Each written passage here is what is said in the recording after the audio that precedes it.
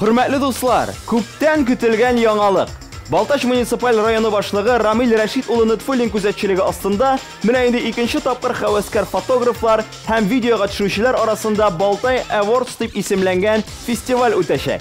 Район тормышы турында фотоматериаллар һәм кино интернет фондын төзү бурычын үз ишенә алган әлеге бәйгедә Балтач районыннан оешма һәм предприятиелар, сәнгать коллективлары, хәвәскәр һәм профессионаллар катнаша ала. Кыска метражлы фильмнар юнәлеше үз ишенә 4 теманы ала. Музыкаль клип, репортажный ролик, кыскача метражлы фильм һәм ирекле тема. Фотога төшерүчеләр үзләренең эшләрен 5 төрле темага эшләп тапшыра алалар.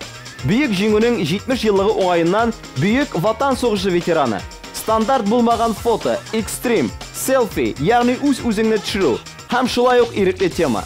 Әлеге бәйгедә катнашу өчен заявка һәм әзер эшләрегезне 4 апрельгә кадәр Кыял яшьләр үзәге, Карл Маркс урамы 10 ай йортына китерүегез сорала.